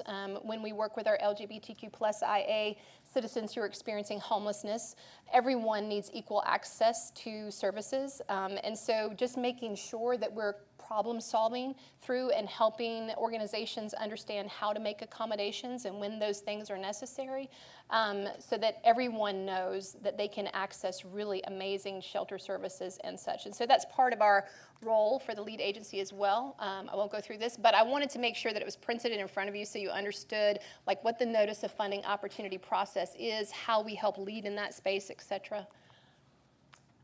Point in time count, you will often see a large press release that goes out March timeframe. The point in time count is done nationally. HUD requires it from every state, every COC. We have to count the unsheltered homeless and those living in emergency shelters and or transitional shelters only. We did it one night, one time, and then the next 10 days we can synthesize unduplicated information, but we have really evolved our system and redeveloped how we do the point-in-time count to ensure that we don't duplicate numbers. I thought this was a very interesting graph that we pulled from the Homeless Management Information System. And if you look from 2009 to 2023, my theory on 2009, which I was not here, so I cannot account for how it was done, nor the methodology. But what I can say is you look back in the data, what you see is a lot of duplicated numbers, right? And so I might be Jen going to Union Mission one day, and then I go to Salvation Army the next, and Jen's being counted every time Jen is going somewhere new. And so our new methodology, we have, of course, artificial intelligence. We do it through a survey tool and app. You use it on your cell phone. This year we had 108 volunteers that did the point-in-time count. We canvassed the community. We did community mapping in September, October, and November so that we'd know where the unsheltered homeless individuals might be at that particular night. Now, because homeless individuals sometimes do move, it's very difficult. It's a moving target. So what I always like to tell our community is point in time as a snapshot is not a rolling picture. It's just a snapshot. So we could say in Chatham, Savannah, that at any point in time on any given day, we have 700 plus individuals experiencing unsheltered and emergency shelter homelessness. That does not account for every single person who we've then transitioned to permanent supportive housing, families living doubled up, families paying for hotel motel stays. It does not account for all of those individuals. It doesn't account for those individuals who are facing eviction, those who were recently evicted and haven't connected with services. We call that hidden homelessness. And so it doesn't account for the total number of people who are at risk, but we can easily say and qualify that number by saying this is the literal unsheltered emergency shelter count at any given time here in Chatham, Savannah. Any questions about that? All right, let me go now. Commissioner Milton was first, Commissioner White. Let you breathe, just breathe. All right, hold on a minute. I have so much I like to share. Any other commissioner now? Hold on just a minute. All right, any other commissioner? All right, let's go to Commissioner Milton's first. Okay, I just love your passion. Your passion is there, so you are in the right place, I feel. And a couple of questions. The new 40 homes that you mentioned, are they going to be located where the first set was?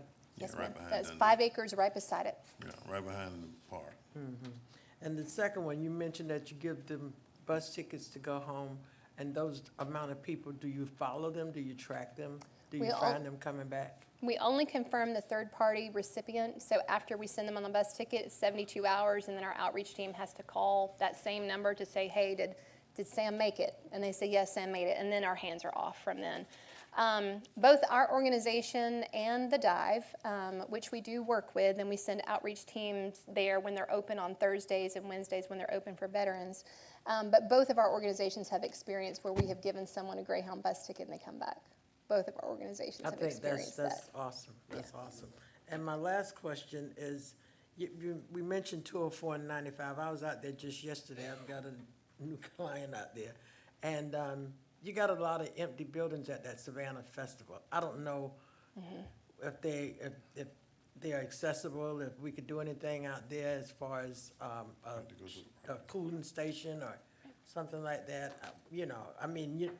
When we offer all these amenities and it seems as though they call their friends and say, this is a great place, come on down. It's a double-edged sword, right? We get that. So at our organization, we get calls every single day from other states, other counties, and other areas. We've had people from California saying, hey, we see you have a bed space available. And we're like, no, we don't. No, we don't have any bed spaces available. Because what they're usually doing is checking after midnight or checking at 8 a.m. And you can look in the general HMIS system as a provider anywhere that participates in the Homeless Management Information Data Platform. And you could say, oh, Chatham Savannah has 6 beds over there. Well, the thing is we don't have 6 beds. And so we've shut it down so that other states can't look inside of our system. So it's like over time, we're figuring out why there is a system difficulty, and we problem solve through that so we can eliminate the number of calls that we get from other communities that say, hey, we see you. No, we don't. No, we absolutely don't. Because what happens is, because our organization is the Homeless Authority and we also manage the coordinated entry system to access housing, our partner providers want individuals going into their shelters to get the homeless verification letter from the Chatham Savannah Authority for the Homeless. What that also allows us to do is ensure that that name gets in the Homeless Management Information System data platform. Is so important because then, like the dive is hopefully going to be on HMIS soon and others, we're trying to invite lots of people into the system so that when they are saying, we're going to spend our resource on making sure this person gets that Greyhound bus ticket, if Chatham Savannah Authority for the Homeless and others have done that multiple times, they know not to give that resource in that way to that individual. Do you know what I mean? And so it's synthesizing information and really trying to connect with one another is so paramount in this space because unfortunately people sometimes are not always honest. So, and they'll use the system. And do you find people that are returning from prison coming out, are they in that number of homeless? Absolutely. Returning citizens here in our community is something we deal with every single day at Chatham Savannah Authority for the Homeless. And they come back without identification. They can't get identification because they don't have any identification. Sometimes they have their Department of Corrections identification, but sometimes they have no identification. And of course, then we begin working with them to make sure they get access to their vital docs. But we have, in agreement with our providers, and really through the work of the Interagency Council on Homelessness and all of us thinking together, tried to eliminate the barriers that are connected to identification. Right? Because HUD actually says you have 45 days to get all these qualifying documents, even if you are transitioning someone into a housing or permanent supportive housing funded by HUD. And so it's really looking into those updated rules and amendments through HUD and making sure our organization and others are well equipped and empowered to reduce barriers so that access to whatever that resource is, you're not eliminated from getting access to it simply because you don't have an ID, you don't have a birth certificate, you don't have a social security. You know, I mean, that's just, we're here to help people experiencing homelessness. And many people experiencing homelessness lose their vital docs. Well, thank you for all you do. You're very welcome. It's a lot, but it's making a difference, as you can see. Commissioner Wiley?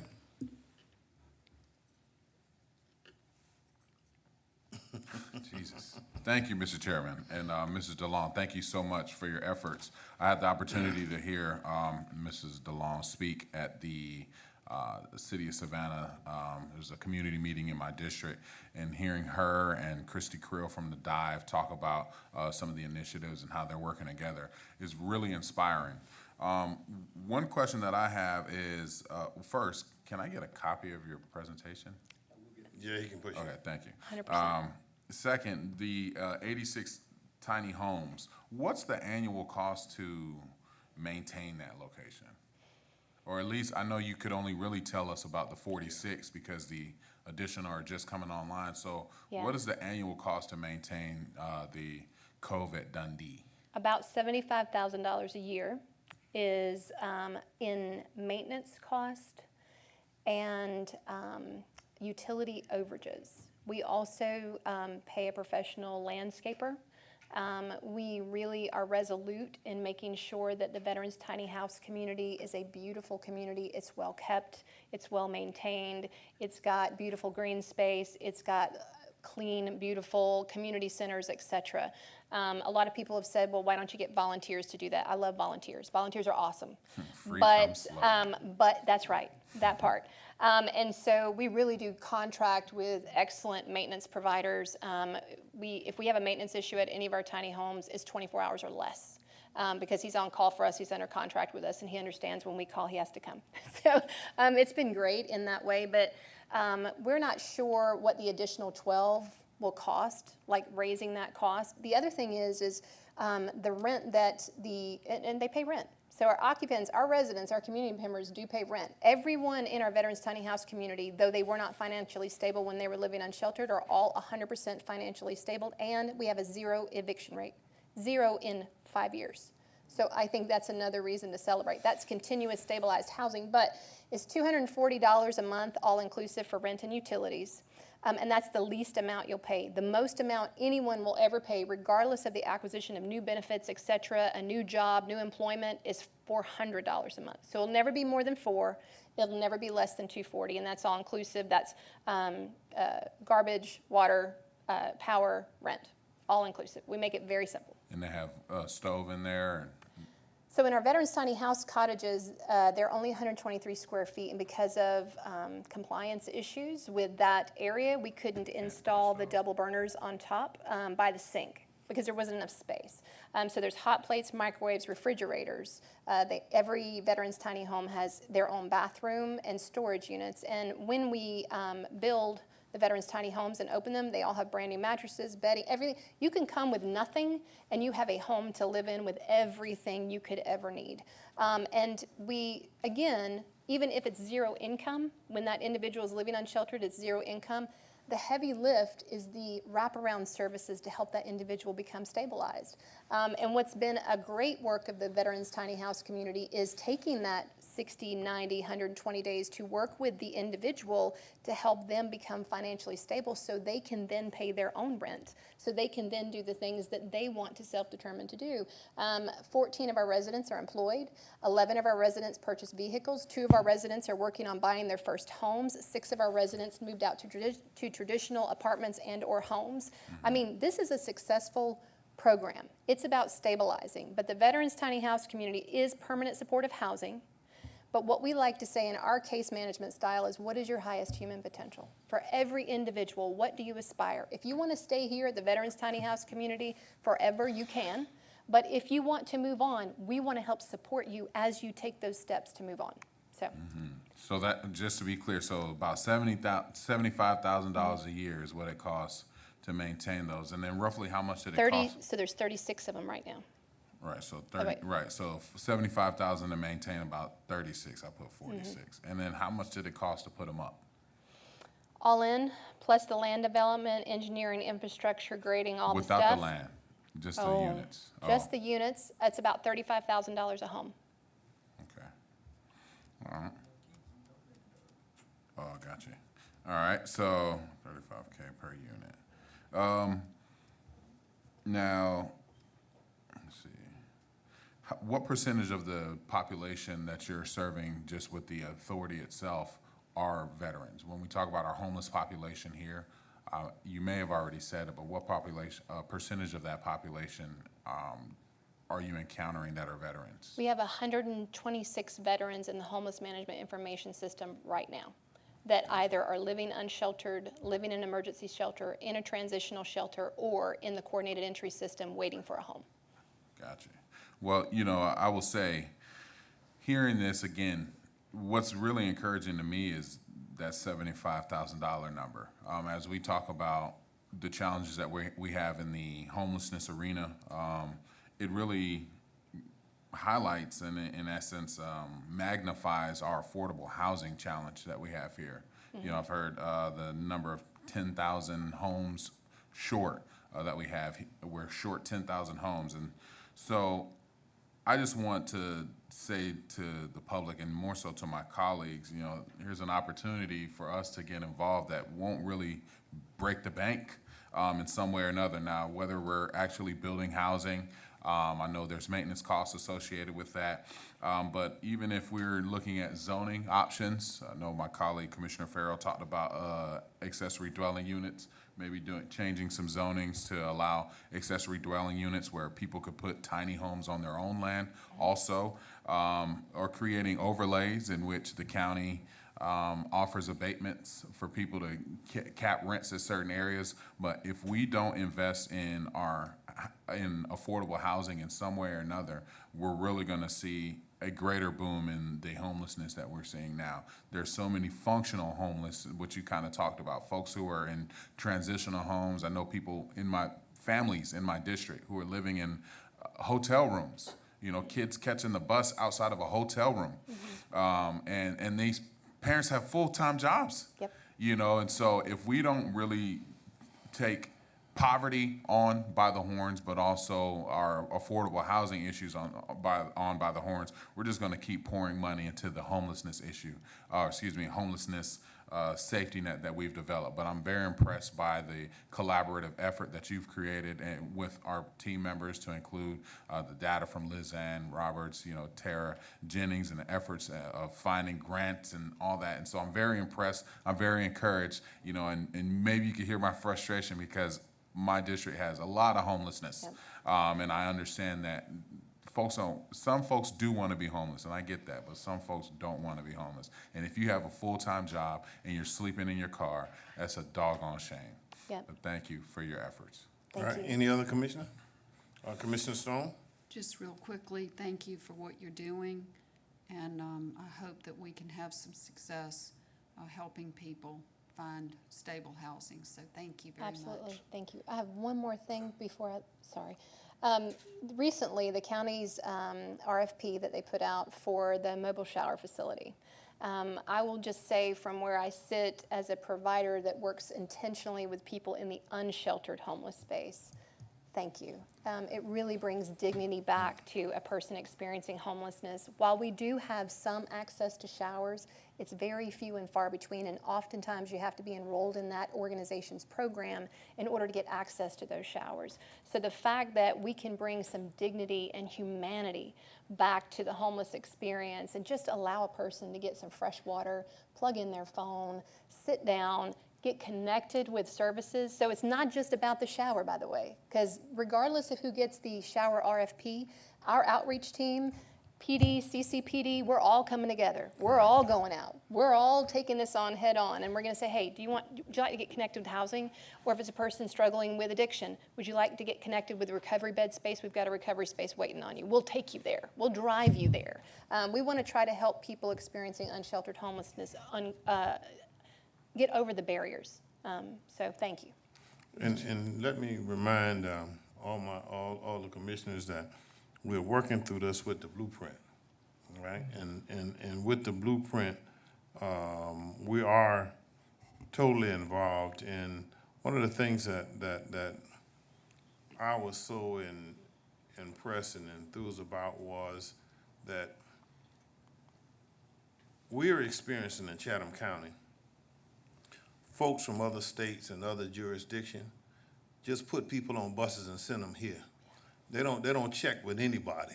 They just put them on the bus and say, okay, rather than me sending you to jail, tell me where you want to go. And the person said, well, I don't have no place to go. They give them a bus ticket with Chatham County, Savannah's, and they wound up at the Greyhound bus station. They get off the bus with no place to go, right? But I was so impressed and so proud of the fact that you all reach out to who's next in your family line. Who can you call? What family member you, and some of them can't remember, but one person in their family, name and number, and you all call them and try to connect them rather than just giving them a bus ticket and putting them on the bus. And other folks are practicing that. Right. I mean, it's a real practice that we have to see.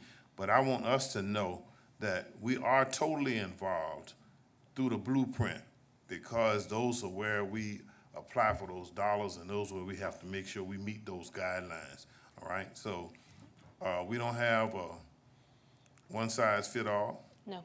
But we're working, and in fact, in one of her slides when she was showing you the numbers from before, folks learned how to use the system.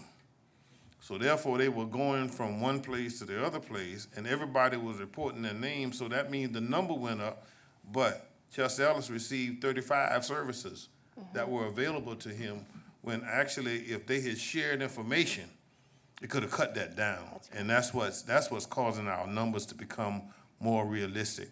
But I also want us to don't lose this fact. We have school teachers who are homeless. Yes. We have nurses who are homeless because they cannot afford to buy a house or an apartment complex to live in. And those are real stories that we experience all the time.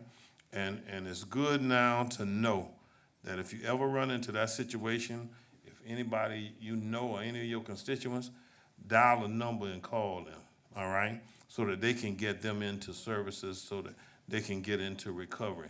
It's one of those things now where folks are working, but they don't make enough income to get with it. And because of something that happened with them, whether it was divorce or whether it was whatever it was, caused them now to not have the proper credit to get in a place, all right? And so therefore they have to share with a brother or sister or a cousin, or they have to, like a teacher I know lived in her car for 3 months before she was able to recover after going through a tragedy. And so I'm just glad that we are a great partner in through the blueprint. And that's where we work to synthesize, as you call it, synthesize all the information so that we can have data that is more reliable. So thank you for all you do, and we look forward to working with that and continue our way, all right? Thank you. All right. Mr. Chairman, Yes, sir. just a quick word of encouragement to you because you are very dedicated and it's very obvious from what we see. Thank you for your dedication. Thank you. Great services. Thank you. Thank you. All right. And now, before we move on, let me recognize that we have the town administrator from Thunderbolt in our audience with us, all right? We want to do that. We're going to the action calendar as we fulfill our agenda. May I have a motion to accept the action calendar's entirety? So moved, Mr. Chairman. Yes. Properly motion and second that the action calendar be accepted in its entirety. Are you ready for the question? Please cast your votes.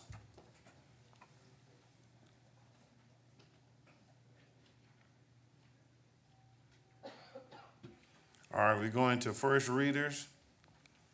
And the first one on first read, request board's approval of the 2023 revenue ordinance.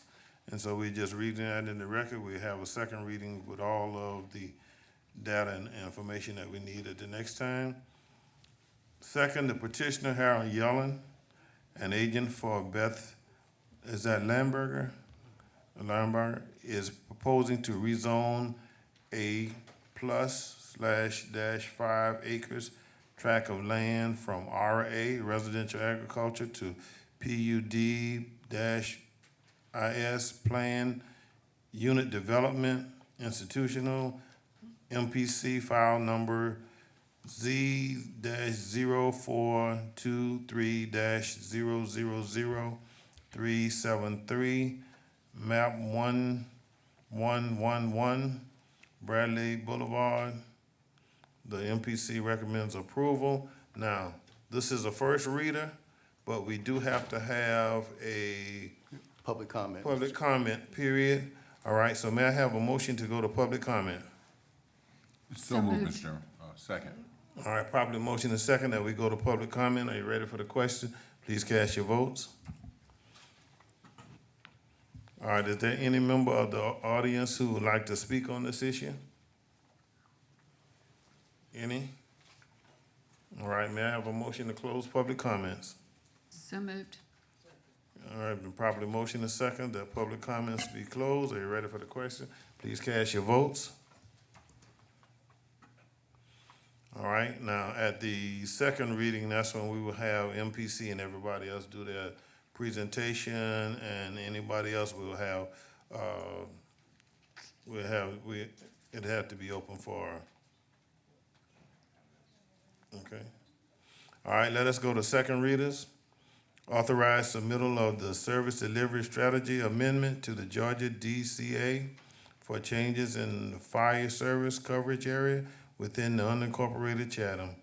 Mr. Chairman, before we open it up for the floor for public comment, I'm going to ask Ms. Kramer to kind of give the board a little background on why this is before you today, because Okay. 1 and 2, actually, they go together. So, Ms. Kramer, if you could. Yeah, they sure do. They go together.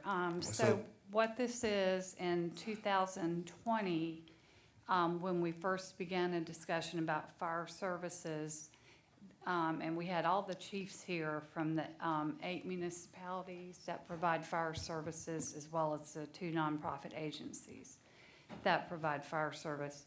City of Thunderbolt, their chief asked that the area of Taylor and Jasmine be given to another provider because they were not able to respond quickly. And the reason for that is during some time period, Savannah State cut off access to their campus, and I guess the fire engines used to run through the Savannah State campus to get over to have emergency response, but now with the gates closed, they weren't able to respond effectively. So we all, digested that. In 2021, we had COVID. In 2020, we had COVID. In 2021, we still had COVID. And then in December of 21, the county entered into a service agreement with CES to be the fire service provider. And you all know about that because we are billing and collecting for that service contract now. In 2022, with Bob Miley, who is, want to stand up? Yeah, he's here. He's the city administrator for Thunderbolt. We met with the residents a couple of times to get their preference for the fire service provider. We had Savannah Fire there as well as Chatham. I think we had 2 meetings, maybe 3.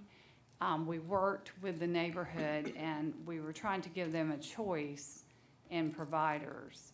So the residents actually came in and requested that City of Savannah provide fire coverage for them.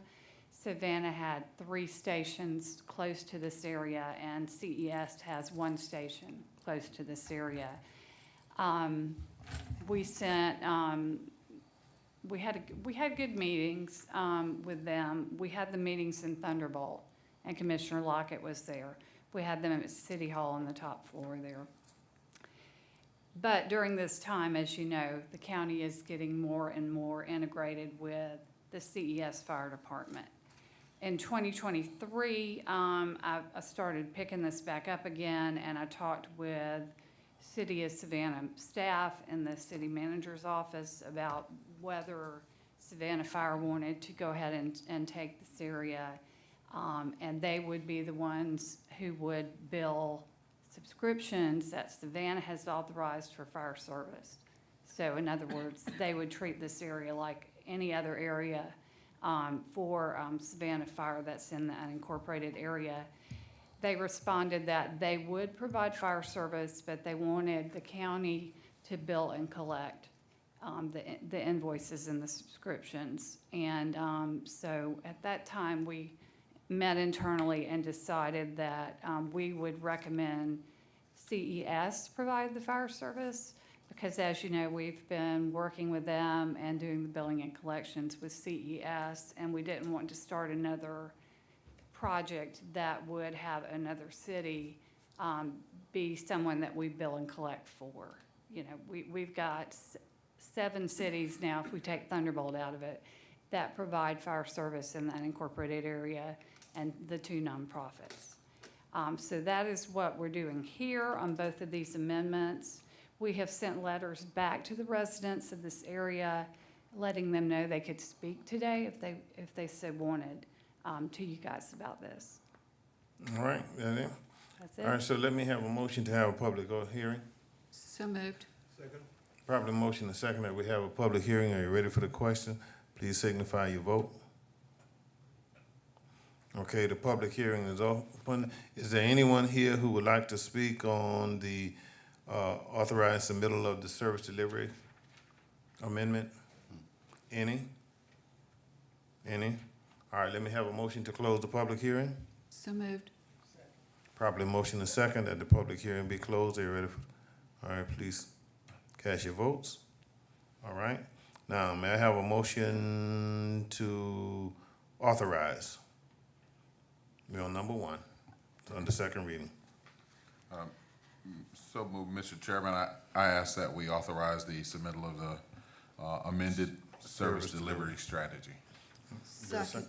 Probably motion and second. Are you ready for the question? Please cast your votes.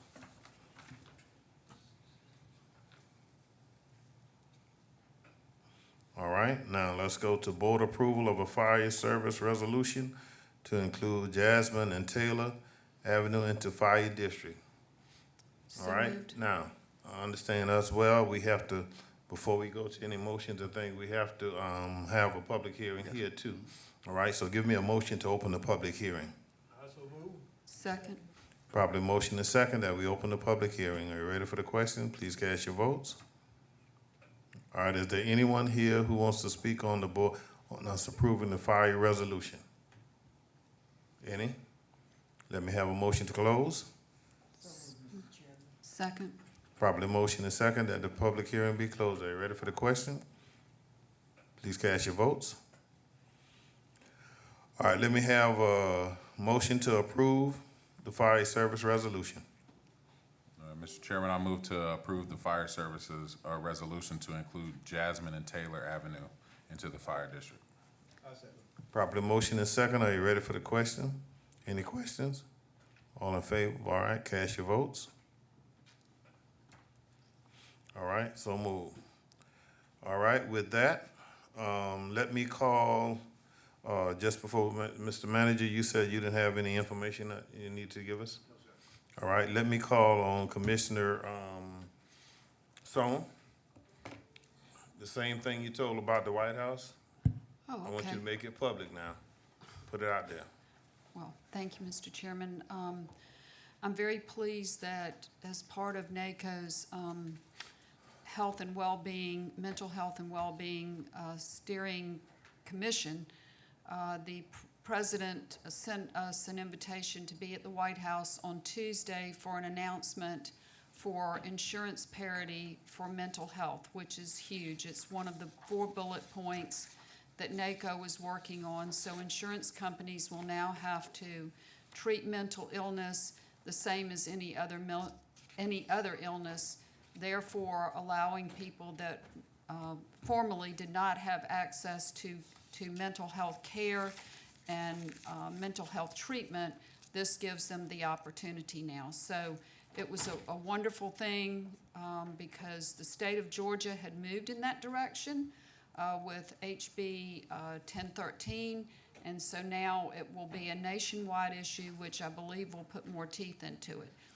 So we just need to work on the 3 remaining bullet points, which are the Medicaid inmate exclusion policy, the IMD of capping beds at 16 for treatment, as well as what we can do within our own state to raise the pay salary for the workforce that are good enough to go into the field of mental health, because we're desperately lacking in that area.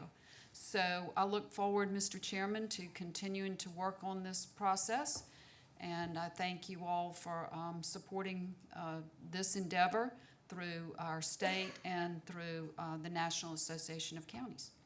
And let me also let the public know that Commissioner Stone has served for the past year as chairman of the Health Committee for the NACO, and she has been reappointed.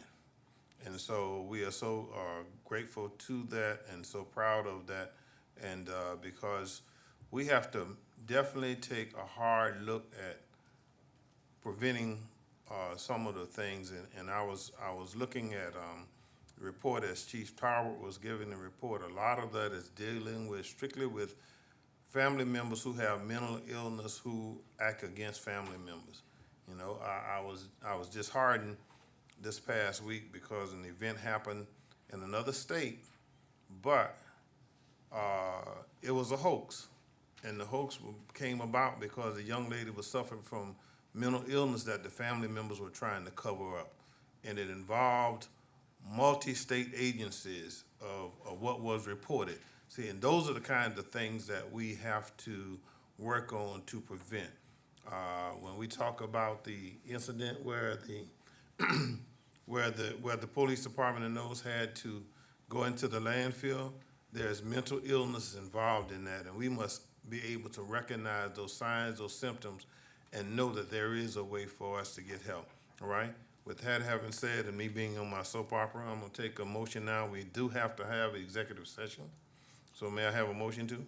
So moved, Mr. Chairman. All right, now hold on. Yeah, for personnel, litigation, and all right. acquisition. Give me a second, I got the motion. All right, all in favor, please cast your votes. All right, just before we go into executive session, Commissioner Milton wants to make an announcement about. Thank you, Mr. Chairman. I just want to acknowledge and congratulate our native golfer, Brian Harmon, who won the U.S. Open last Sunday. And he's a graduate of Savannah Christian, a native, grew up in Southbridge, played golf. And I don't know, we'll talk to Commissioner Whiteley about maybe we could do a parade. All right, with that, we are adjourned. Executive session.